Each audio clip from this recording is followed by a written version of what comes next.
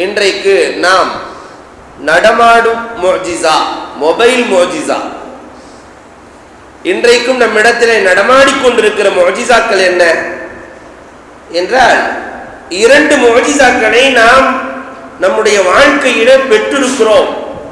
அதை எப்படி பயன்படுத்துகிறோம் என்பதைத்தான் இன்றைக்கு நாம் ஆய்வு செய்ய போகிறோம். அதிலே ஒன்று குர்ஆன், இன்னொன்று தொழுகை. இரண்டுமே பெரிய முஅ்ஜிஸாக்கள். குர்ஆனும் நம் கரத்தில் இருக்கிறது. அதை யாரும் அழிக்க நினைத்தால் அழிக்க முடியாது. குர்ஆன் இருக்கிற குர்ஆனை முழுக்க எரித்தாலும் கூட அல்லாஹ் பாதுகாக்க வேண்டும். ஹாஃபிலீன்கள் மீண்டும் அது போன்று பல நூறு, பல ஆயிரம், பல லட்சம் குர்ஆன்களை உருவாக்க முடியும். இது குர்ஆனுக்கு இருக்கிற ஆற்றல். தொழுகை உலகத்திலே யாரும் அழிக்க முடியாத இபாதத். நடமாடும் முஅ்ஜிஸாக்களாக இருப்பது இந்த இரண்டும். இந்த இரண்டையும் நாம் எப்படி எடுத்து அமல் செய்ய போகிறோம் என்பதுதான் இன்றைக்கு கேள்விக்குறியாக இருக்கிறது. அன்புக்குரியவர்களே, துல்கர்னைன் அலைஹிஸ்ஸலாத்தினுடைய காலத்தை பற்றி எழுதுவார்கள். அவர்களுடைய காலத்திலே ஒரு கிராமம் இருந்தது. அந்த கிராமத்தை அரசர்கள் ஆண்டார்கள். அந்த அரசருக்கு பதவி காலம் 25 ஆண்டுகள். 25 வருஷம் முடிஞ்சுன்னா அந்த ஊருக்கு பேர் ஜஸீரத்தே முஹ்லிகா. ஒரு தீவில கொண்டு போய் ஆண்ட அரசரை விட்டு விடுவார்கள். நீ செஞ்ச அநியாயத்துக்கு இங்கே இருந்து சாகுன்னு விட்டுருவாங்க. அதற்கு பிறகு அவர் அந்த தீவிலேயே இருந்து அழிந்து போவார். இப்படி ஒரு காலம் 25 ஆண்டுகள் வாழ்வார். பிறகு தீவிலே விடப்படும், அழிந்து போவார். ஒரு அரசர் தீவுக்கு அழைத்து செல்லுகிற பொழுது சந்தோஷமாக செல்கிறார். அழிய போகிறாய், அங்கே உணவு இருக்காது, எதுவும் இருக்காது. ஆனால் நீ சந்தோஷமாக செல்கிறாயே, இதற்கு முன்னால் சென்ற அரசர்கள் எல்லாம் கவலையோடு சென்றார்கள், நீ மட்டும் சந்தோஷமாக செல்கிறாயே, என்ன காரணம்? அதற்கு அந்த அரசர் சொன்னாரா, இப்படி நீங்க எல்லாம் கொண்டு போய் விடுவீங்கன்னு தெரியும் 25 ஆண்டுகளுக்கு பின்னால். அதனால் நான் முன்கூட்டியே நான் வாழ்வதற்கான எல்லா அமைப்பையும் செய்து வைத்து விட்டேன். அதனால் நான் கவலைப்பட வேண்டிய அவசியம் இல்லை. எனக்கு அங்கே பணியாளர்கள் இருக்கிறார்கள், எனக்கு அங்கே உணவுக்கான பொருட்கள் இருக்கிறது. இன்னும் 100 ஆண்டுகள் வாழ்வதானாலும் அதற்கான தேவைகள் அங்கிருக்கிறது. அன்புக்குரியவர்களே, இந்த வரலாற்றை எழுதியதற்கு பிறகு வரலாற்று ஆசிரியர்கள் எழுதுவார்கள், இந்த உலகத்திலே நாமும் இப்படித்தான் இருக்கிறோம். ஒவ்வொருவரும் தலைவர்கள். ஒன்று குடும்ப தலைவராக இருக்கலாம், அல்லது தனக்கு தலைவராக இருக்கலாம். நாம் ஆண்டதற்கு பிறகு இன்னொரு உலகத்திலே கொண்டு போய் விடப்பட போகிறோம். அந்த உலகத்திற்கு செல்லுகிற பொழுது கவலை இல்லாமல் செல்ல வேண்டுமானால் இந்த 2 நடமாடும் முஅ்ஜிஸாக்களை யார் பயன்படுத்துகிறார்களோ அவர்கள் கவலை இல்லாமல் அங்கே செல்லலாம். யார் அதை இந்த உலகத்திலே பயன்படுத்தவில்லையோ, குர்ஆனையும் தொழுகையையும் யார் பயன்படுத்தவில்லையோ அவர்கள் தற்காப்புக்கு எதையுமே தயார் செய்து கொள்ளாதவர்கள். கவலையோடுதான் கபருக்கு செல்ல நேரிடும் என்ற வரலாற்றை குறிப்பிடுவார்கள். அந்த அடிப்படையிலே முதலாவதாக நாம் குர்ஆனை எடுத்து ஆய்வு செய்ய போகிறோம். நம்முடைய கரத்திலே இருக்கிற இந்த முஅ்ஜிஸா குர்ஆன்.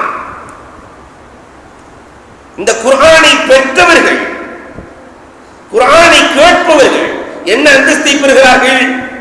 அம்பானி குடும்பம்னு சொன்னாக்கா அதுக்கு தனி ஒரு மரியாதை இருக்கிறது. கோவைக்கு அம்பானி குடும்பத்தை சார்ந்தவர்கள் வருகிறார்கள் என்றால் அதை பார்ப்பதற்காக எவ்வளவு கூட்டம். இந்தியாவுக்கு பில் கேட்ஸ் குடும்பத்தை சார்ந்தவர் வருகிறார் என்றால் என்ன பாதுகாப்பு, என்ன கூட்டங்கள். அன்புக்குரியவர்களே, ஹாஃபிதுல் குர்ஆனை குறித்து பெருமானார் ஸல்லல்லாஹு அலைஹி வஸல்லம் அவர்கள் சொல்லுகிற பொழுது சொன்னார்கள், அஹ்லுல் குர்ஆன் அஹ்லுல்லாஹி வ ஹாஸா. குர்ஆனை உடையவர்கள் அல்லாஹ்வின் குடும்பத்தை சார்ந்தவர்கள். அல்லாஹ்வை விட பெரிய பணக்காரன் உலகத்தில் இருக்கிறானா? வல்லாஹு கனியுன் வ அன்துமுல் ஃபுகரா. அல்லாஹ் குர்ஆனிலே சொல்கிறான், அல்லாஹ் ஒருத்தன் தான் பணக்காரன், நீங்கள் எல்லாம் பிச்சைக்காரர்கள் என்கிறான் அல்லாஹ் குர்ஆனிலே. அப்ப அல்லாஹ்வின் குடும்பத்தார்கள் யார் என்றால் ஹாஃபிதுல் குர்ஆன். இப்ப இந்த உலகத்திலேயே மறுமைக்கான தயாரிப்புகளை செய்து கொண்டவர்கள். பெருமானார் இன்னொரு ஹதீஸில் அழகாக சொல்லுவார்கள், இப்ராஹிம் அலைஹிஸ்ஸலாம் நாளை மறுமையிலே போய் யா அல்லாஹ் என்னை கேவலப்படுத்தி விடாதே, லா யன்ஃபஉ மாலுன் வலா பனூன். அந்த மறுமை நாளையிலே காசு பணத்தால் எதையும் செய்ய முடியாது. லா யன்ஃபஉ மாலுன் வலா பனூன், செல்வத்தாலும் எதையும் செய்ய முடியாது. நாளைக்கு மறுமையில கொண்டு போய் மலக்குகளுக்கெல்லாம் லஞ்சம் கொடுக்க முடியுமா? கொடுக்க முடியாது. இங்கு பணம் இருந்தால் எதையும் சாதிக்கலாம். வழக்குக்கு ஒரு வார்த்தையை சொல்வதுண்டு. தமிழிலே வழக்கு என்ற ஒரு சொல்லுக்கு ஆங்கிலத்தில் 2 சொல்லை பயன்படுத்துவார்கள். ஷூட் அப்படின்னா வழக்கு தான், கேஸ் அப்படின்னா வழக்கு தான். ஷூட் கேஸை தள்ளினா வழக்கு மாறி போயிடும். இது நம்முடைய உலகம். ஆனால் அல்லாஹ்விடத்தில் இது நடக்குமா? மறுமையிலே லா யன்ஃபஉ மாலுன் வலா பனூன், அந்த மறுமையிலே நரகம் வாஜிபானவர்கள், நரகவாசிகள் என்று முத்திரையிடப்பட்ட 10 பேர்களுக்கு பரிந்துரை செய்கிற ஆற்றலை அல்லாஹ் யாருக்கு வழங்குகிறான் என்றால் குர்ஆன் உடைய ஹாஃபில்களுக்கு மட்டும்தான் அல்லாஹ் கொடுக்கிறான். 10 பேர்களுக்கு சொர்க்கத்தை கொடுக்க முடியும். அவ குர்ஆனினுடைய ஆற்றல். அந்த குர்ஆனை கேட்டுக் கொண்டிருக்கிறோம். நாம் இங்கிருந்து செல்லுகிற பொழுது நாம் எதை பெற்று செல்லுகிறோம்? குர்ஆன் இடத்தில் கேளுங்கள். குர்ஆன் சொல்லும், இதா குரிஅ அலைகுமுல் குர்ஆன் ஃபஸ்தமிஉ லஹு வஅன்சித்து லஅல்லகும் துர்ஹமூன். குர்ஆன் ஓதப்படுவதை கேட்டால், ஹாஃபிஸ் குர்ஆனை ஓதுறாங்க, அதை நாம் கேட்பதால் லஅல்லகும் துர்ஹமூன், உங்களுக்கு ரஹ்மத் செய்யப்படுகிறது என்றார்கள். அல்லாஹ் ஜல்ல ஷானஹு தஆலா குர்ஆனிலே சொல்லி காட்டுகிறார். அப்ப நமக்கு ரஹ்மத்து கிடைத்திருக்கிறது. ஆனா அல்லாஹ்வினுடைய கிருபையினால நமக்கு ரெட்டை, ஒரு கல்லில 2 மாங்காய். ரமலானுடைய முதோப்பத்திலையும் அல்லாஹ் ரஹ்மத்தை கொடுக்கிறான். குர்ஆனும் நமக்கு ரஹ்மத்தை எடுத்து கொடுத்திருக்கிறது. அப்ப 2 ரஹ்மத்தை பெற்றுக் கொண்டுதான் இன்றைக்கு நாம் வீட்டுக்கு திரும்ப போகிறோம். ரஹ்மத் இருந்தால் என்ன கிடைக்கும்? சுகம் கிடைக்கும், நிம்மதி கிடைக்கும், சுகூனியத் கிடைக்கும், அமைதி கிடைக்கும், நிம்மதி கிடைக்கும். எல்லாவற்றிற்கும் அடிப்படை காரணம் ரஹ்மத். அந்த ரஹ்மத்து எதில் இருக்கிறது? குர்ஆனில் இருக்கிறது. அதனாலதான் பெருமானார் ஸல்லல்லாஹு அலைஹி வஸல்லம் அவர்களே குர்ஆனை கேட்பார்களாம் சஹாபாக்கள்கிட்ட. அவர்கள் தானே ஓதி காட்டக்கூடியவர்கள். அவர்களே குர்ஆனை கேட்டு ஆனந்தமடைவார்கள். பெருமானார் ஸல்லல்லாஹு அலைஹி வஸல்லம் சொல்வார்கள், எனக்கும் ரஹ்மத்து வேண்டாமா, அதனால் தான் கேட்கிறேன் என்கிறார்கள். பெருமானார் ஸல்லல்லாஹு அலைஹி வஸல்லம் புகாரியிலே அழகாக ஒரு வரலாறு சித்தரிக்கப்படுகிறது. பெருமானார் ஸல்லல்லாஹு அலைஹி வஸல்லம் இடத்திலே ஒருவர் வந்து சொல்லுவார், நபியே நாயகமே, நாயகமே, அபூ மூஸா அஷ்அரி ரலியல்லாஹு தஆலா அன்ஹு குர்ஆனை ஓதிக்கொண்டிருக்கிறார்கள். குர்ஆனை ஓதிக்கொண்டிருக்கிறார்கள். கூட்டம் எல்லாம் வந்து ஒன்று சேருகிறார்கள். அவ்வளவு அழகான குரல். அபூ மூஸா அஷ்அரி ரலியல்லாஹு தஆலாவுக்கு பெருமானார் ஸல்லல்லாஹு அலைஹி வஸல்லம் சொன்னார்களா, என்னையும் அழைத்து செல்லுங்கள், ரகசியமாக அபூ மூஸா அஷ்அரி ரலியல்லாஹு தஆலா குர்ஆன் ஓதுவதை நான் கேட்க வேண்டும். பெருமானார் ஸல்லல்லாஹு அலைஹி வஸல்லம் ரகசியமாக உட்கார்ந்தார்கள். அபூ மூஸா அஷ்அரி ரலியல்லாஹு தஆலா அல் குர்ஆனை ஓதுகிறார்கள். இவர்கள் அல் குர்ஆனை கேட்டுக்கொண்டே இருக்கிறார்கள். பெருமானார் சொன்னார்கள், என்ன அழகு, மஸாமீர் மின் மஸாமீரே ஆலி யாக்கூப், யாக்கூப் அலைஹிஸ்ஸலாமோ அவங்களுடைய குடும்பத்தார்களும் ஓதுவதை போன்றிருக்கிறதே என்று அபூ மூஸா அஷ்அரி ரலியல்லாஹு தஆலாவை பெருமானார் பாராட்டுகிறார்கள். தாவூத் அலைஹிஸ்ஸலாம் ஓத ஆரம்பிச்சாங்கன்னா பறவைகள் எல்லாம் மெய்மறந்து வந்து உட்கார்ந்து விடுமா, மலைகள் ஆடும். நம்ம யாராவது பாட்டு பாடி அல்லது கிராத் ஓதி மலைகள் ஆடி இருக்கிறதா? தாவூத் அலைஹிஸ்ஸலாம் ஓதினால் மலைகள் ஆடும். அவ்வளவு இனிமையான குரல். இந்த குரல் அபூ மூஸா அஷ்அரிக்கு வழங்கப்பட்டிருக்கிறது என்று பெருமானார் அவர்கள் ஓத கேட்டிருக்கிறார்கள். உபய் இப்னு கஅப் ரலியல்லாஹு தஆலா, சஹாபாக்களுக்கு எல்லாம் பிரச்சனைன்னு சொன்னா உபய் இப்னு கஅப் ரலியல்லாஹு இடத்திலே தான் செய்வார்கள். அந்த உபய் இப்னு கஅப் ரலியல்லாஹு தஆலா அவர்களிடத்திலே பெருமானார் ஸல்லல்லாஹு அலைஹி வஸல்லம் ஒரு நாள் சொல்லுகிறார்கள், உபய் நீங்கள் குர்ஆனை ஓதுங்கள், நான் கேட்க வேண்டும். என்ன நாயகமே, குர்ஆனை உங்களுக்கு தான் இறங்கி இருக்கு, என்னை போய் ஓத சொல்கிறீர்களே என்று சொல்ல, இல்லை உபய், அல்லாஹ் உன் பெயரை சொன்னான், நீ ஓது. நம்ம பெயரை அல்லாஹ் சொல்றது, நம்ம அல்லாஹ் அல்லாஹ் சொல்றது இருக்கு. எல்லோரும் அல்லாஹ் அல்லாஹ் என்று சொல்லுவோம். ஆனால் அல்லாஹ் நம்முடைய பெயரை சொல்ல வேண்டுமானால் எவ்வளவு முக்கியத்துவம் வாய்ந்தவர்களாக அவர்கள் இருக்க வேண்டும். அல்லாஹ் உன் பெயரை சொன்னான், ஓது உபய். உபய் இப்னு கஅப் ரலியல்லாஹு நாயகமே, என் பெயரை அல்லாஹ் சொன்னானா? ஆண் சொன்னான். உபய் இப்னு கஅப் ரலியல்லாஹு தஆலா அவர்கள் ஓதி காட்டுகிறார்கள். லம் யகுனில் லதீன கஃபரு என்ற சூராவை ஓதி காட்டினார்கள். பெருமானார் மெய்மறந்து கேட்டார்கள் என்ற வரலாறு ஹதீஸ் நூல்களிலே பதிவு செய்யப்பட்டிருக்கிறது. நாயகமும் ஓத கேட்டிருக்கிறார்கள். அப்துல்லாஹ் இப்னு மஸ்ஊத் ரலியல்லாஹு தஆலாவினுடைய வரலாறுகள் பதிவு செய்யப்படுகிறது. புகாரியிலேயே பதிவு செய்யப்பட்டிருக்கிறது. பெருமானார் ஸல்லல்லாஹு அலைஹி வஸல்லம் அப்துல்லாஹ் இப்னு மஸ்ஊத் ரலியல்லாஹுவை அழைத்து, அப்துல்லாஹ் இப்னு மஸ்ஊத், நீங்கள் எனக்கு குர்ஆனை ஓதி காட்டுங்கள் என்று சொல்ல, நாயகமே என்ன சொல்கிறீர்கள், உங்களுக்கு நான் ஓதி காட்டுவதா? ஓதி காட்டுங்கள், நான் கேட்க வேண்டும். அப்துல்லாஹ் இப்னு மஸ்ஊத் ரலியல்லாஹு தஆலா ஓதி காட்டுகிறார்கள். கைஃப இதா ஜஅனா மின் குல்லி உம்மத்தின் ஷஹீத் வ ஜஅனா பிக அலா ஹவுலாஇ ஷஹீதா என்ற வசனத்தை ஓதி காட்டுகிறார்கள். அப்துல்லாஹ் இப்னு மஸ்ஊத் பெருமானார் ஸல்லல்லாஹு அலைஹி வஸல்லம் போதும் போதும் என்று சொல்லி கண்களில் இருந்து தாரை தாரையாக கண்ணீரை பெருமானார் வடித்தார்கள். சூரத்துன் நிசாவை கேட்டு என்ற வரலாறுகள் புகாரியிலே பதிவு செய்யப்பட்டிருக்கிறது. அப்துல்லாஹ் இப்னு மஸ்ஊத் ரலியல்லாஹு தஆலா அவர்கள் இரவு நேரத்திலே ஓதிக்கொண்டிருக்கிறார்கள். பெருமானார் அபூபக்கர் ரலியல்லாஹு, உமர் ரலியல்லாஹு அந்த வழியிலே செல்கிறார்கள். அழகான குரல். பெருமானார் சொன்னார்களாம், குர்ஆன் எப்படி இறக்கப்பட்டதோ அதே முறையிலே குர்ஆனை கேட்க வேண்டுமானால் அப்துல்லாஹ் இப்னு மஸ்ஊத் இடத்திலே கேளுங்கள். இறக்கப்பட்ட விதத்திலே, ஜிப்ரீல் சொல்லிக் கொடுத்த விதத்திலே ஓதி காட்டக்கூடியவர் இவர்தான் என்று சொல்ல, இந்த சுப செய்தியை போய் நாளை காலை அப்துல்லாஹ் இப்னு மஸ்ஊத் ரலியல்லாஹு இடத்திலே சொல்லிவிட வேண்டும் என்று உமர் ரலியல்லாஹு தஆலா காலையிலே வேக வேகமாக வீட்டுக்குள்ளே செல்கிறார்கள். அபூபக்கர் ரலியல்லாஹு சொல்லிவிட்டு வெளியே வந்தார்கள். உமர் ரலியல்லாஹு சொல்லுவார்கள், இந்த நேரத்திலும் நான் அபூபக்கரை முந்திக் கொள்ள முடியவில்லையே என்று அங்கலாய்த்துக் கொள்ளுகிறார்கள் என்ற வரலாறுகளை பார்க்கிறோம். ஆக பெருமானார் ஸல்லல்லாஹு அலைஹி வஸல்லம் குர்ஆனை கேட்டிருக்கிறார்கள். குர்ஆனை கேட்டாலும் ரஹ்மத். எவ்வளவு பெரிய முஅஜிஸா! இந்த ஓதுகிற குர்ஆனை கேட்பதற்கு மலக்குகள் இறங்குகிறார்கள். அப்துர்ரஹ்மான் இப்னு ஹம்ஸா ரலியல்லாஹு தஆலா குதிரையை கட்டி வச்சுட்டு வீட்டுக்குள்ள ஓதுகிறார்கள். உள்ளே பிள்ளைகள் எல்லாம் உறங்கிக் கொண்டிருக்கிறார்கள். ஓதிக்கொண்டிருக்கிற பொழுது பார்த்தால் திடீர் என்று குதிரைகள் எல்லாம் ஆட்டம் போடுகிறது. மெதுவா ஓதிட்டு இருந்த அப்துர்ரஹ்மான் இப்னு ஹம்ஸா குர்ஆனினுடைய அந்த ரசனையிலே சத்தத்தை உயர்த்தி ஓத ஆரம்பித்தார்கள். குதிரைகள் எல்லாம் ஆட்டம் போட ஆரம்பித்தது. என்னவென்று வெளியே வந்து பார்க்கிறார்கள். வானம் எல்லாம் வெண்மையாக தெரிகிறது. குதிரைகள் ஆடிக்கொண்டிருக்கிறது. இவர்கள் ஓதுவதை நிறுத்திவிட்டால் குதிரை ஆட்டத்தை நிறுத்தி விடுகிறது. இவர்கள் ஓத ஆரம்பித்தால் குதிரை ஆட ஆரம்பிக்கிறார். ஆட்டத்தை நிறுத்திவிட்டு ஓதுவதையும் நிறுத்திவிட்டு மறுநாள் காலை சுபுகு தொழுகை முடிந்தவுடன் மாணவி ஸல்லல்லாஹு அலைஹி வஸல்லம் இடத்திலே செய்தியை சொல்லுகிறார்கள். நபியே நாயகமே, என்ன ஆச்சரியம், நான் குர்ஆனை வேகமாக ஓதினால் குதிரை ஆடுகிறது, நான் ஓதுவதை நிறுத்தினால் குதிரை நின்று விடுகிறது, என்ன காரணம்?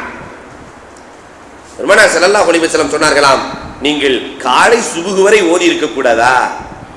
எல்லா சகாபாக்களுக்கும் நான் மலக்குகளை காட்டியிருப்பேனே என்றார்களாம் பெருமானார் ஸல்லல்லாஹு அலைஹி வஸல்லம். மலக்குகளை பார்த்து குதிரை பயந்தது, அதனால் அது ஆட்டம் போட்டது. அப்ப அந்த மலக்குகளை, வானிலே இருக்கிற மலக்குகளை இறக்கியது அல் குர்ஆன். குர்ஆனினுடைய ஆற்றல் என்ன? அன்புக்குரியவர்களே, இந்த குர்ஆனை பெற்றிருக்கக்கூடிய சமுதாயம் 4 வகையில் இருக்கிறார்கள் என்று அஸ்ராருல் குர்ஆன் என்ற நூலிலே வரலாற்று ஆசிரியர் அழகாக எழுதுவார். குர்ஆனை பெற்ற சமுதாயம், இந்த உம்மத்து 4 வகையில் இருக்கிறார்கள். ஒன்று, ஹுரூஃப்களை காசாக்குபவர்கள். தல்சமா ஹுரூஃப்களை காசாக்குபவர்கள். வஹல்லுஹு மினல் கிதாப், இதுதான் அவர்களின் பங்கு. குர்ஆனை பற்றி அவர்கள் தெரிந்தது இவ்வளவுதான். இப்படியும் ஒரு சாரார் இருப்பார்கள். அதுக்கும் பயன் இருக்கிறது. தல்சமா கட்டம் போடுறாங்க. ஒவ்வொரு எழுத்துக்களுக்கும் பவர் இருக்கிறது, ஆற்றல் இருக்கிறது. ஆனால் அவர்களின் பங்கு உலகத்தோடு முடிந்துவிடும், ஆகிரத்திலே பயனில்லை. அடுத்து ஒரு வகை இருக்கிறார்கள், அஸ்ராருல் குர்ஆனில் எழுதுவார்கள். இவர்கள் குர்ஆனை வெளிரங்கமாக பார்த்து ஓதுபவர்கள். நம்மை போன்றவர்கள் வெளிரங்கமாக பார்த்து ஓதுபவர்கள். இவர்கள் கடல் கரையிலே நின்று கொண்டு கடலை பார்ப்பவர்கள். குர்ஆன் ஒரு கடல், அதன் கரையிலே நின்று கொண்டிருப்பவர்கள் நாம் எல்லாம். மூன்றாவது ஒரு வகை இருக்கிறார்கள். இவர்கள் கடலிலே மூழ்கி முத்தெடுப்பவர்கள், ஃபுகஹாக்கள். முஹத்திஸீன்கள், கடலிலே மூழ்கி முத்தெடுப்பவர்கள். குர்ஆனை அர்த்தத்தோடு விளக்கத்தோடு லாஹிரும் இருக்கிறது, பாத்தினும் இருக்கிறது, அத்தும் முத்தலே அதற்கு என்று ஆழமான எல்லை இருக்கிறது. எல்லை வரை மூழ்கி அல் குர்ஆனுக்குள்ளே சென்று முத்தெடுத்து அதில் இருக்கிற கருத்துக்களை எடுத்துச் சொல்லுகிற நாதாக்களும் அல் குர்ஆனுக்கு இருக்கிறார்கள். நான்காவது ஒரு சின்ஃப் இருக்கிறார்கள். குர்ஆன் என்பது ஷிஃபா. உலகத்தில் இருக்கிற எல்லோருக்கும் குர்ஆன் மருத்துவத்தை கற்றுத்தருகிறது. அந்த மருந்தை பயன்படுத்தாதவர்களும் சமூகத்தில் இருக்கிறார்கள். குஃபார்கள் எல்லாம் வந்து பள்ளிவாசலுக்கு வெளியே நின்று பயன்படுத்திட்டு போறாங்க. ஷிஃபா வ ரஹ்மா லில் முஃமினீன் அல்லாஹ் சொல்லுகிற பொழுது அழகாக சொல்கிறான், முஃமின்களுக்கு இதிலே ஷிஃபா இருக்கிறது, முஃமின்களுக்கு ஆரோக்கியம் இருக்கிறது. அப்துல்லாஹ் இப்னு மஸ்ஊத் ரலியல்லாஹு தஆலா, அப்துல்லாஹ் இப்னு அப்பாஸ் ரலியல்லாஹு தஆலா இடத்தில் ஒருவர் வருகிறார். வந்து சொன்னார், அப்துல்லாஹ் இப்னு அப்பாஸ், நீங்கள் வாழ்க்கையிலே பொய் சொன்னதாக நான் பார்த்ததில்லை, ஆனால் உங்களை பலப்பரீட்சை வைக்கப் போகிறேன். எதை எடுத்தாலும் குர்ஆனை கொண்டு பேசுகிற அப்பாஸ், அப்துல்லாஹ் இப்னு அப்பாஸ் எதை எடுத்தாலும் குர்ஆனை வச்சு பேசுவாங்க. நான் மனநோயால் பாதிக்கப்பட்டிருக்கிறேன், என் மனநோயை உங்கள் குர்ஆனை கொண்டு நீக்கினால் இஸ்லாத்தை ஏற்றுக்கொள்கிறேன்.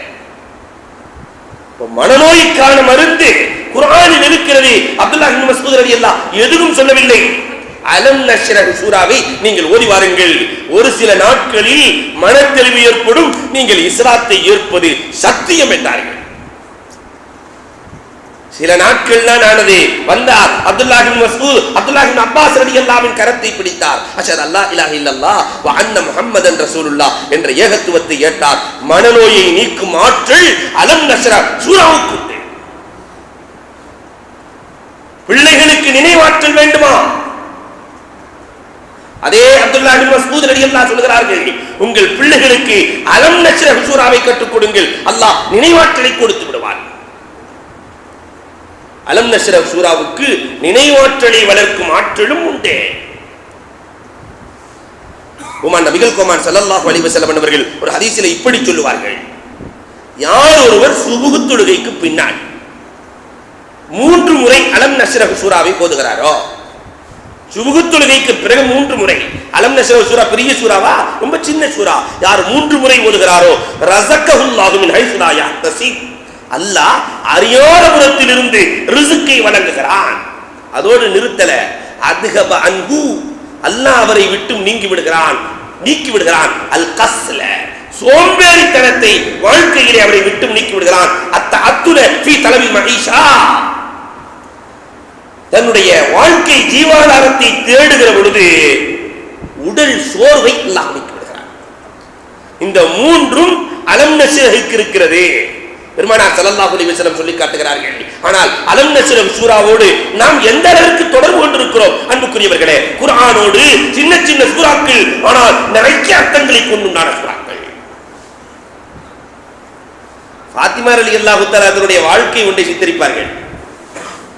சஹாபாக்களுடைய வீடுகளுக்கு விருந்தாளி வந்துச்சுன்னா முதல்ல அடிகள் எல்லாம் கூட்டு போவாங்க.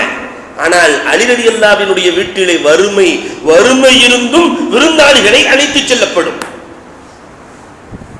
ஃபாத்திமா நாயகிடத்துல ஒரு நாள் அலி ரலியல்லாஹு கேட்கிறார்கள், அம்மா யாரை கூட்டு வந்தாலும் சாப்பாடு கொடுக்கிறீங்க, ஆனால் நமக்கு உணவில்லை, நம் பிள்ளைகளுக்கு உணவில்லை, யாருக்கும் உணவில்லை, ஆனால் நான் விருந்தாளிகளை அழைத்து வருகிற பொழுது நீ உணவு கொடுக்கிறாயே, என்ன ரகசியம் அம்மா என்று கேட்கிற பொழுது ஃபாத்திமா நாயகி சொன்ன வார்த்தை அற்புதமான வார்த்தை சொன்னார்கள். அஸ்ராருல் குர்ஆனிலே பதிவு செய்யப்பட்ட வார்த்தைகளை ஃபாத்திமா நாயகி சொல்லி காட்டுகிறார்கள்.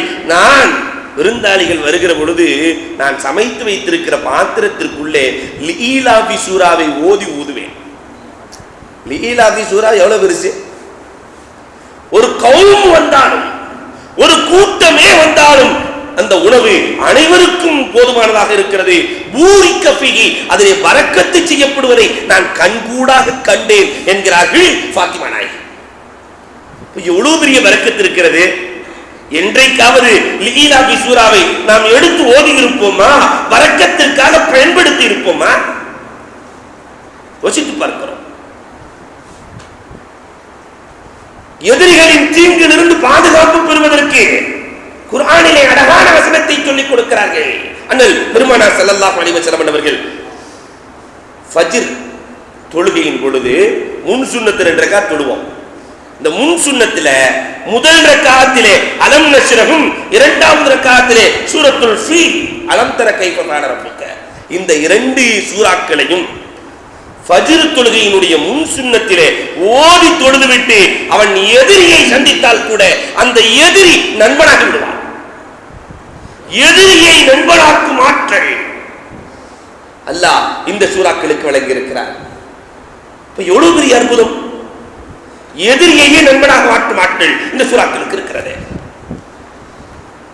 கோமான் நபிகள் கோமான் ஸல்லல்லாஹு அலைஹி வஸல்லம் அவர்கள் ஒரு ஹதீஸில் இப்படியும் சொல்லுவார்கள், ஃபஜ்ர் தொழுகைக்கு பிறகு யார் அலம் நஷ்ரஹ் சூராவை ஓதிக்கொள்ளுகிறாரோ, ஃபஜ்ர் தொழுகைக்கு பிறகு ஆமன ரசூல், இந்த 2ஐயும் யார் ஓதிக்கொள்ளுகிறார்களோ, அலம் நஷ்ரஹ் ஆமன ரசூல், இந்த 2ஐயும் ஓதினால் அமீன மின் சல்பில் ஈமானி ஹத்தா இல்கல்லாஹ், மௌத்தாகிற வரை அல்லாஹ் இவரின் ஈமானை பாதுகாக்கிறான் என்றார்கள் பெருமானார் ஸல்லல்லாஹு அலைஹி வஸல்லம். சுபஹ் தொழுகைக்கு பின்னாடி 2ஐ ஓதுறதுக்கு எவ்வளவு நேரமாக போகுது? சும்மா ஒரு 5 நிமிஷம். இது ஓதிக்கொண்டால் மௌத்தாகிற வரைக்கும் குஃப்ர் என்பது, குஃப்ரியத் என்பது, நிஃபாக் என்பது இவருக்குள்ளே நுழையாது, அல்லாஹ் பாதுகாக்கிறான். எவ்வளவு பெரிய ஆற்றல் அல் குர்ஆனுக்குள் இருக்கிறது!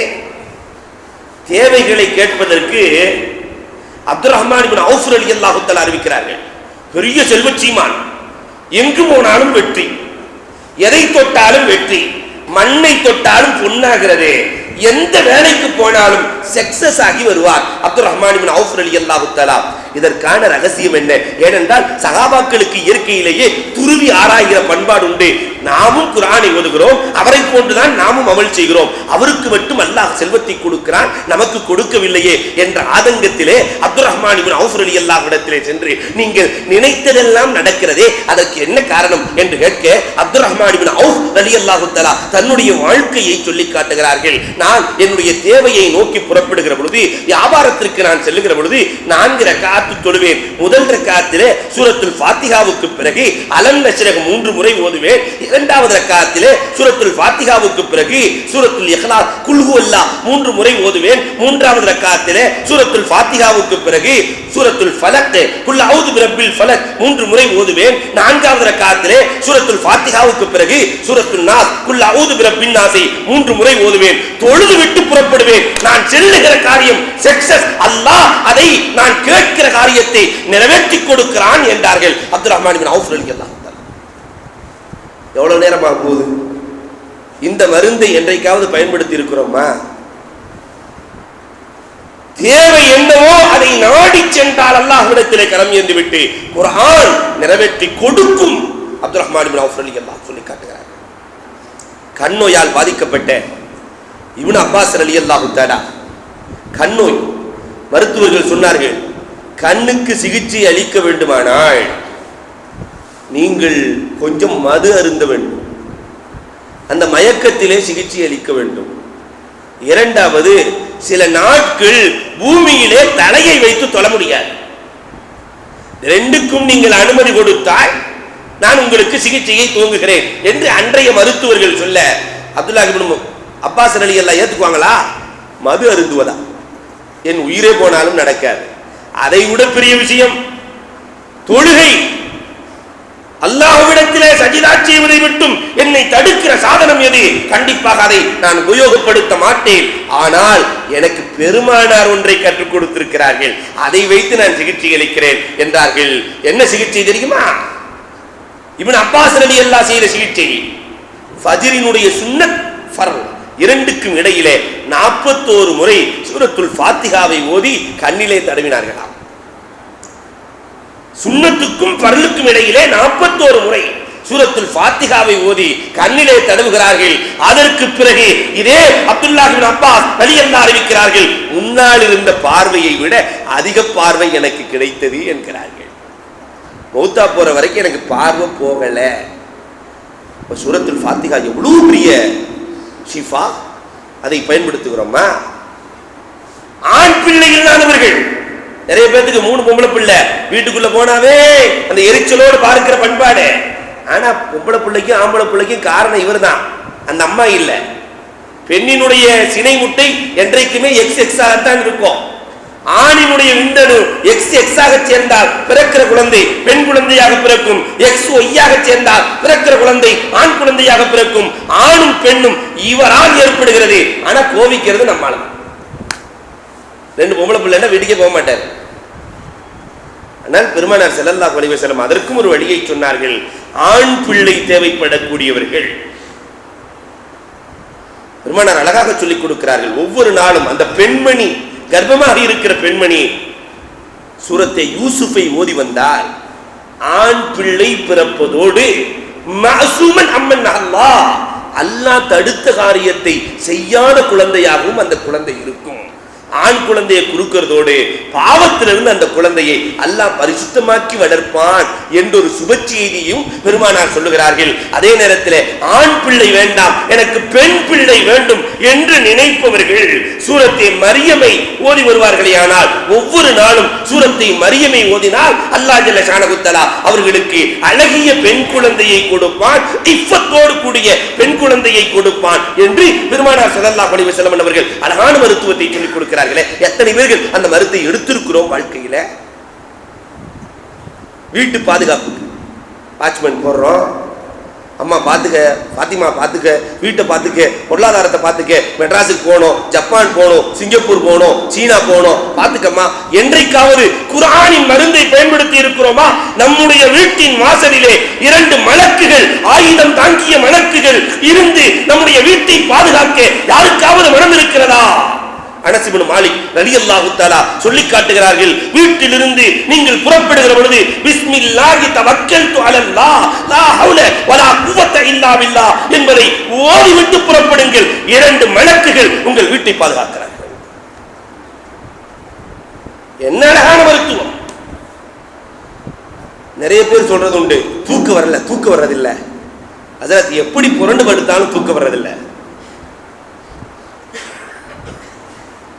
எப்படி படுத்தாலும் தூக்கம் வருவதில்லை. அதற்கு பெருமானார் ஸல்லல்லாஹு அலைஹி வஸல்லம் சொன்னார்கள், தூங்கும் பொழுது ஒரு மனிதன் வஜஅல்னல் லைல லிபாஸா என்ற அந்த வார்த்தையை ஒரு மனிதன் ஒவ்வொரு நாளும் தூங்கும் பொழுது 7 முறை பயன்படுத்திக் கொள்ளுவானேயானால் அல்லாஹ் தூக்கத்தை வழங்குகிறான். அதே மாதிரி வஜஅல்னன் நௌம சுபாத்தா, இதை ஓதுகிற பொழுது அல்லாஹ் தூக்கத்தை வழங்குகிறான். இதே அஸ்ராருல் குர்ஆன்ல சுகருக்கு ஒரு அழகான மருந்தை சொல்லுகிறார். செய்து பார்த்தவர்களும் சொன்னதுண்டு.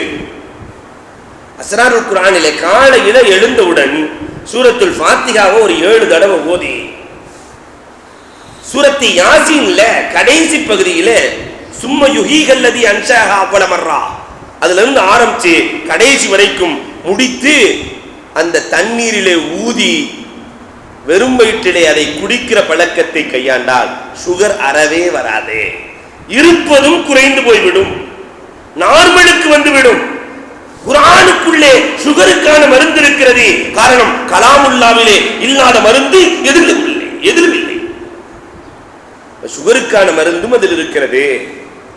அலி ரலியல்லாஹு தஆலா அவர்கள் ஒரு 10 காரியத்தை தொடர்ந்து சொல்லுவார்கள். அலி ரலியல்லாஹு தஆலா அறிவின் கருவூலம். அலி ரலியல்லாஹு தஆலா ஒரு மனிதன் சூரத்துல் ஃபாத்திஹாவை ஓதுவதை வளமையாக கொள்ளுவானேயானால் தம்னஉ கலபர் ரஹ்மான், சூரத்துல் ஃபாத்திஹா அல்லாஹ்வினுடைய கோபத்தை தடுத்துவிடும். யார் சூரத்துல் ஃபாத்திஹா ஓதுறாங்களோ அவங்களை அல்லாஹ் கோபப்பட மாட்டான். சூரத்துல் யாசீன் இருக்கிறதே, அதை பற்றி சொல்லுகிற பொழுது சூரத்துல் யாசீன் தம்னஉ ஆத்திஷ யௌமில் கியாமா, நாளை மறுமையினுடைய தாகம். இந்த உலகத்துல ஒரு நோன்பு வச்சுக்கிட்டு இந்த தாகத்தால சின்ன பிள்ளைய தவிக்கிறத பார்க்கலாம். மதியத்துல இருந்தே ஆரம்பிச்சிருவானுங்க, எனக்கு தண்ணி தாகம், சாப்பாடெல்லாம் வேணாம், தண்ணி கொடுத்தா போதும் என்று சொல்லுகிற பண்பாடு இருக்கிறது. நாளை மறுமையிலே தாகத்தால் வாடிக்கொண்டிருக்கிற சமூகத்திற்கு பெருமானார் ஸல்லல்லாஹு அலைஹி வஸல்லத்தினுடைய மருமகனார் சொல்லுகிறார்கள், மறுமையின் தாகத்தை தணிக்கிற ஒரே அமல் இருக்கிறது. அது என்ன தெரியுமா என்று சொல்லிவிட்டு சொல்லுகிறார்கள், அதுதான் சூரத்தை யாசீன். சூரத்து துஹான் இருக்கிறதே, தம்னஉ அஹ்வால யௌமில் கியாமா, நாளை மறுமையிலே எல்லோரும் புலம்பிக் கொண்டிருப்போமே, என்ன செய்வது என்று அறியாமல் தவிப்போமே,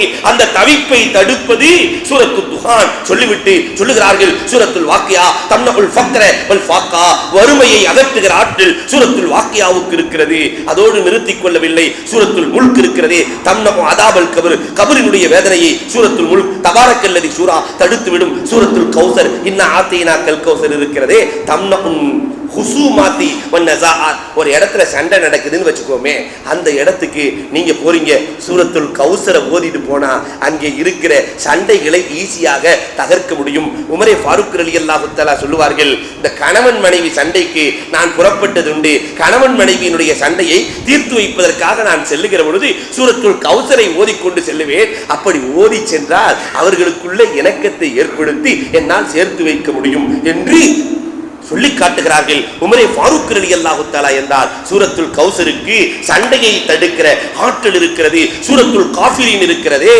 தம்னஉ அல் குஃப்ர இன்தல் மௌத், மௌத்தாகிற வேளையிலே குஃப்ரினுடைய வார்த்தை வராமல் தடுக்கிற ஆற்றல் காஃபிரூன் சூராவுக்கு இருக்கிறது. குல்யாயுகள் காஃபிரூன் ஹஜ்ரத் அவர்கள் ஓதினார்களே, இதை ஓதுகிற வளமை ஒருவருக்கு இருந்தால் மௌத்தாகிற பொழுது அந்த குஃப்ரினுடைய வார்த்தை வராமல் லா இலாஹ இல்லல்லாஹ் முஹம்மதுன் ரசூலுல்லாஹ் என்ற திருக்கலிமாவோடு மரணிக்கிற வாய்ப்பை அல்லாஹ் வழங்குகிறான் என்று சொல்லி காட்டுகிறார்கள். அன்புக்குரியவர்களே, அதோடு மட்டுமல்ல, அலி ரலியல்லாஹு சொல்லுகிறார்கள், யார் ஒருவர் சூரத்துல் இக்லாஸை ஓதுகிறாரோ தம்னஉன் நிஃபாக்கே, அது முனாஃபிக் தனத்தை, நயவஞ்சகத்தனத்தை அகற்றிவிடும். நிறுத்தவில்லை, அடுத்தும் பேசுகிறார்கள், யார் சூரத்துல் ஃபலக்கை ஓதுகிறாரோ தம்னஉ ஹஸதுல் ஹாசிதீன், பொறாமைக்காரர்களுடைய பொறாமையை அது அகற்றிவிடும் என்று சொன்னார்கள். சூரத்துல் நாஸ், யார் குல் அஊது பிரப்பின் நாஸை ஓதுகிறாரோ தம்னஉல் வஸ்வாஸ், வஸ்வசாவை அது நீக்கிவிடும் என்று சொல்லி காட்டுகிறார்கள். என்றால் அப்ப குர்ஆனுக்குள்ள எவ்வளவு மருத்துவம் இருக்கிறது என்பதை எண்ணி பார்க்க வேண்டும். அதனாலதான் சஹாபாக்கள் ஆஷிக்கீன்களாக இருந்தார்கள், குர்ஆனின் மீது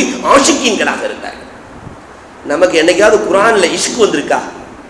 குர்ஆனின் மீது காதல். ஃபாத்திமா ரலியல்லாஹு தஆலா அன்ஹா இஷாவுக்கு பிறகு ஒளி செய்துவிட்டு குர்ஆன் ஓத ஆரம்பித்தாள். குர்ஆன் ஓத ஆரம்பிச்சா ஓதிக்கிட்டே இருப்பாங்க.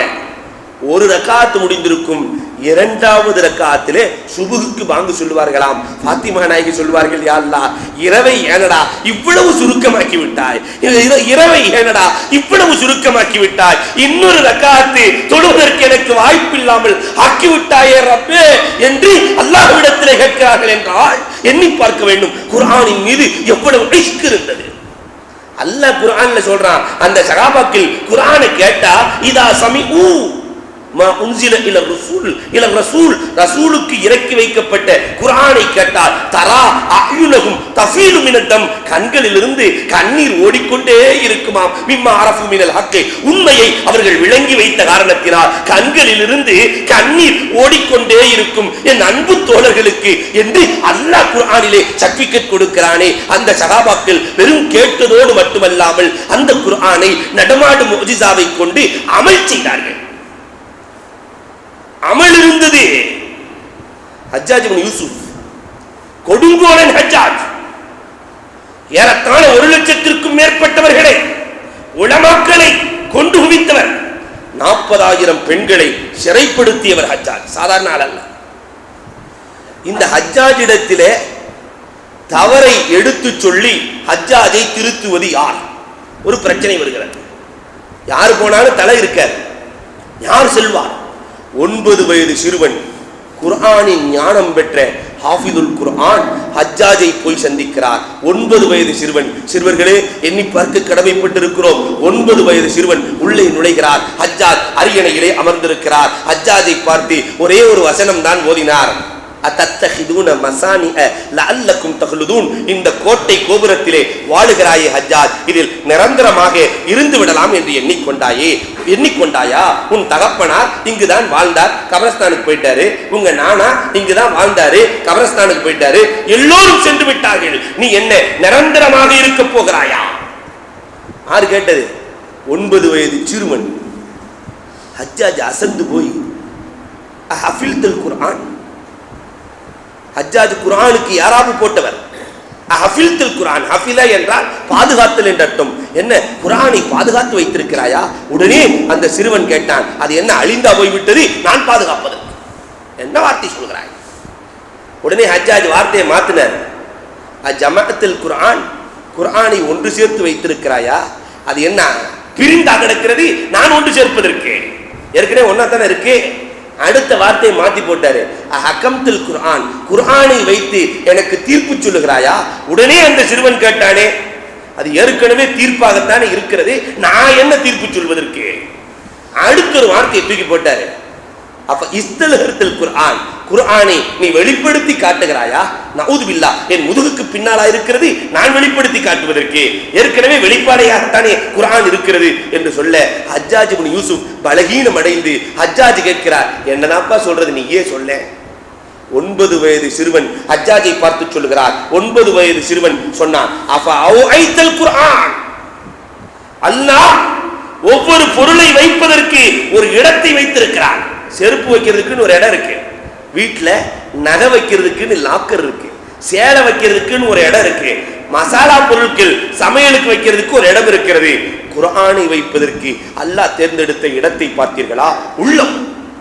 உள்ளத்தில் தான் அல்லாஹ் குர்ஆனை வைத்திருக்கிறான். ஹாஃபிலின் உள்ளம். இந்த உள்ளத்துக்கு ஆழம் இருக்கிறதா? கடலின் ஆழத்தை அளந்து விடலாம், உள்ளத்தின் ஆழத்தை அளந்தவர்களுடைய யாராவது இருக்கிறார்களா? உள்ளத்திற்கு ஆழமில்லை, அல் குர்ஆனுக்கும் முடிவான அர்த்தம் இல்லை.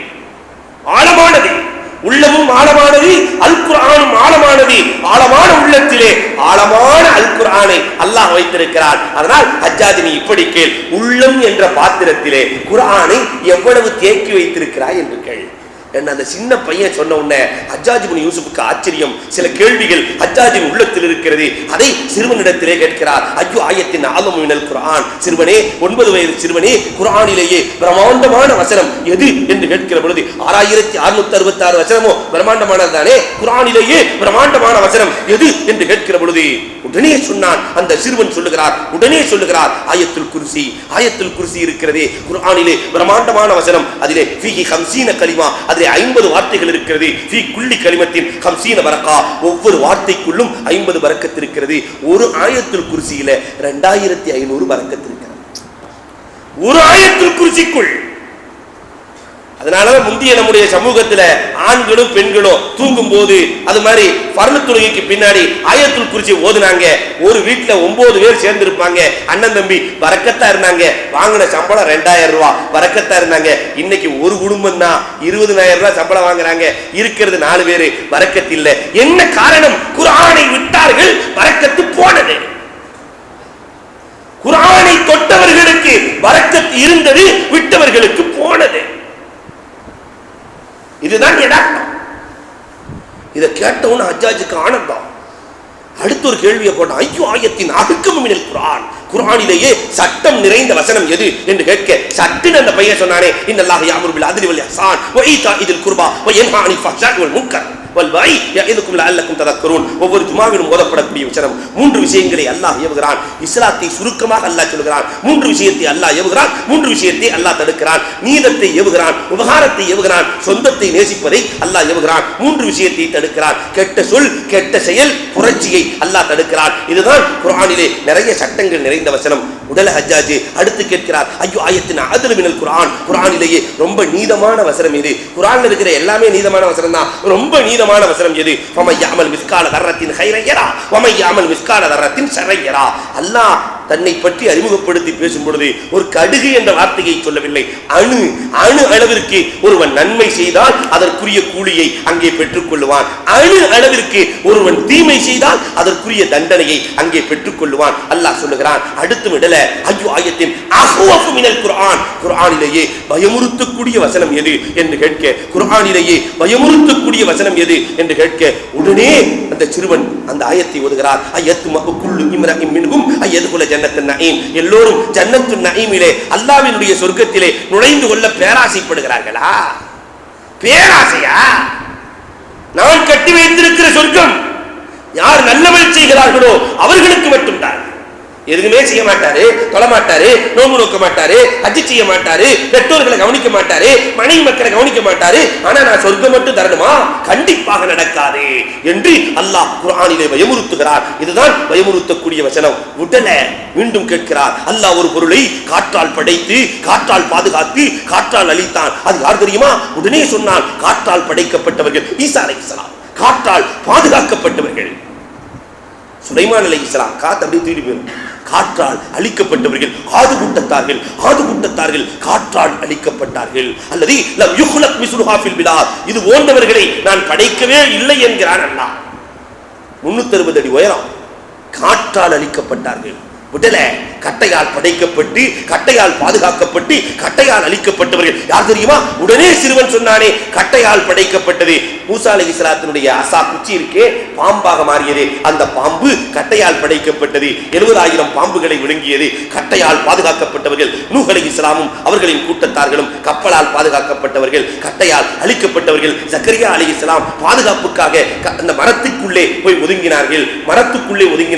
மரத்தோடு அவர்களை சேர்த்து அறுத்து ஷஹீதாக்கப்பட்டது. கட்டையால் அடிக்கப்பட்டவர்கள் ஜக்கரியா அலைஹிஸ்ஸலாம் உடலே நீரால் படைக்கப்பட்டு நீரால் பாதுகாக்கப்பட்டு நீரால் அழிக்கப்பட்டவர்கள் யார்? நீரால் படைக்கப்பட்டவர்கள் மனு வர்க்கத்தை சார்ந்தவர்கள், நீரால் பாதுகாக்கப்பட்டவர்கள் மூசா அலைஹிஸ்ஸலாமும் அவர்களின் கவுமுகளும், நீரால் அழிக்கப்பட்டவர்கள் ஃபிரௌனும் அவர்களுடைய கூட்டத்தார்களும். விடல நெருப்பால் படைக்கப்பட்டு நெருப்பால் பாதுகாக்கப்பட்டு நெருப்பால் அழிக்கப்பட்டவர்கள் யார்? நெருப்பால் படைக்கப்பட்டவர்கள் ஜின் வர்க்கத்தை சார்ந்தவர்கள். இப்லீஸும் நெருப்பால் படைக்கப்பட்டவர்கள், நெருப்பால் பாதுகாக்கப்பட்டவர்கள். இப்ராஹிம் அலைஹிஸ்ஸலாம் நெருப்பால் அழிக்கப்பட்டவர்கள். லூத் அலைஹிஸ்ஸலாத்தின் கூட்டத்தார்களும் சாலிஹ் அலைஹிஸ்ஸலாத்தின் கூட்டத்தார்களும் நெருப்பால் அழிக்கப்பட்டார்கள். உடலையே ஹஜ்ஜாஜ் மீண்டும் தொடர்கிறார். சொர்க்கவாசிக்கு உதாரணம் வேண்டும். சொர்க்கவாசிகள் யஸ்ரிபூன் யதமூன், சாப்பிடுவார்கள், குடிப்பார்கள், மலம் ஜலம் கழிக்க மாட்டார்கள். பூமியிலே அவர்களுக்கு உதாரணம் இருக்கிறதா? சாப்பிட வேண்டும், குடிக்க வேண்டும், மலம் ஜலம் கழிக்க கூடாது. 9 வயது சிறுவன் சொன்னானே, இருக்கிறது உதாரணம். தாயின் வயிற்றிலே வாழும் குழந்தை சாப்பிடும், குடிக்கும், மலம் ஜலம் கழிக்காது. 9 வயது சிறுவன் அல் குர்ஆனை கொண்டே தீர்ப்பு செய்கிறானே. என்ன காரணம்? குர்ஆனினுடைய வாழ்க்கை வாழ்ந்தார்கள். குர்ஆனின் வாழ்க்கை வல்லதி அர்ஸல ரசூலஹு பில் ஹுதா வ தீனில் ஹக்கி லியுத்ஹிரஹு அலா தீனி குல்லி. சஹாபாக்களிடத்தில் என்ன இருந்தது? அவர்களுக்கு வெற்றி மேல் வெற்றி வந்தது. என்ன இருந்தது? காசு இருந்ததா? இல்லை. பணம் இருந்ததா? இல்லை. பதவி இருந்ததா? இல்லை. கல்வி இருந்ததா? இல்லை. வலிமை இருந்ததா? இல்லை. எதுவும் இல்லை. ஆனால் குர்ஆன் இருந்தது. குர்ஆனின் வாழ்வு இருந்தது. அல்லாஹ் சொல்லுகிறான், என் குர்ஆன் இருந்ததால் யுத்ஹிரஹு அலா தீனி குல்லி, அனைவரை விட மேலே உங்களை கொண்டு வந்தேன் என்கிறான் அல்லாஹ்.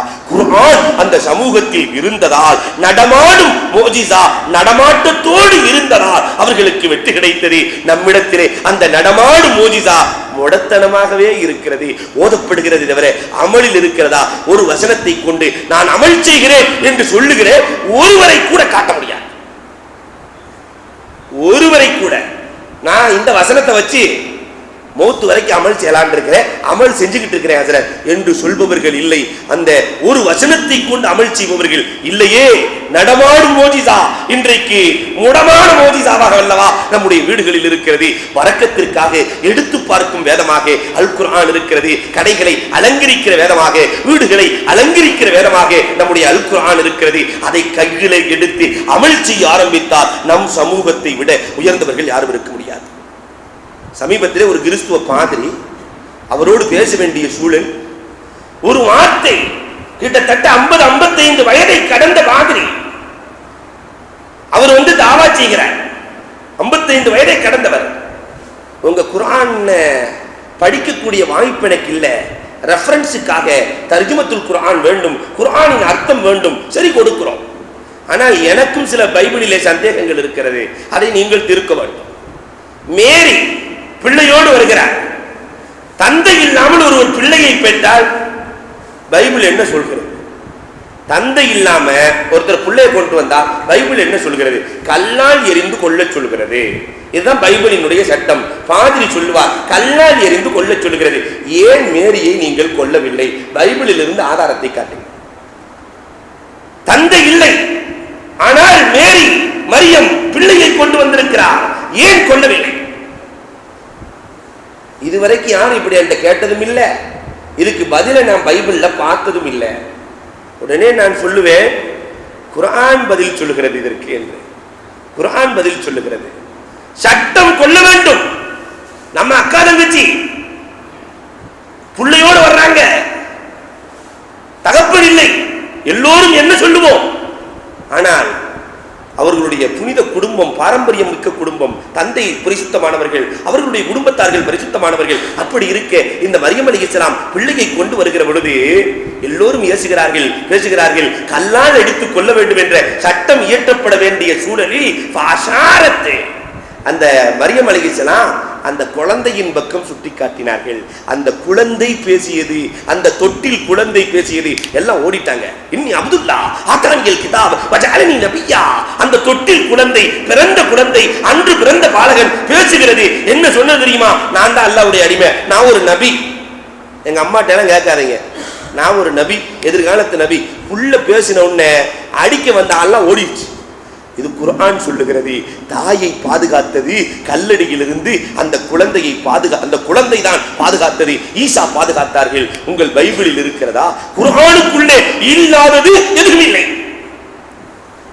ஆனா அவ்வளவு ஆற்றல் மிகுந்த குர்ஆனை கையில வச்சுக்கிட்டே அதன்படி அமல் செய்யாமல் இருக்கிறோமே என்பதை எண்ணுகிற பொழுதுதான் கைசேதமாக இருக்கிறது. எனவே நடமாடும் முஜிசாவை நாம் கையில் எடுக்க வேண்டும். இரண்டாவது தொழுகை. தொழுகையை பற்றி உங்களுக்கு தெரியாமல் இல்லை, ஷார்ட்டாக சொல்லுவேன். ஆரோக்கியத்தோடு நீங்கள் தொழுகிற பொழுது உள்ளார்ந்த தொழுகையாக நம்முடைய தொழுகை இருக்க வேண்டும். ஒரு 2 லட்சம் ரூபாய் கையில கொடுத்து என்ன சொன்னா எப்படி என்றாரு? பக்கத்துல போன் வந்தா தெரியறது இல்லை. 2 லட்சம் ரூபாய் கொடுத்து என்ன சொல்லி பாருங்க. போன் வந்தா தெரியாது, மனைவி கூப்பிட்டா தெரியாது, மக்கள் கூப்பிட்டா தெரியாது. கவனம் முழுக்க அந்த பணத்தில் இருக்கிறதே அன்புக்குரியவர்களே. ஆனால் அல்லாஹ்வோடு நிற்கிறோமே, கவனம் முழுக்க அவனோடு இருக்கிறதா? நடமாடும் மோஜிசாவாக இந்த தொழுகை இருக்கிறதே, கவனம் முழுக்க அவனோடு வைத்து தொழுகிற தொழுகையாகவும் குர்ஆனோடு அமல் செய்கிற குர்ஆனாகவும் அல்லாஹ் ஆக்கியருள்வானாக. வாகுர் தாவானில் அல்ஹம்துலில்லாஹ்.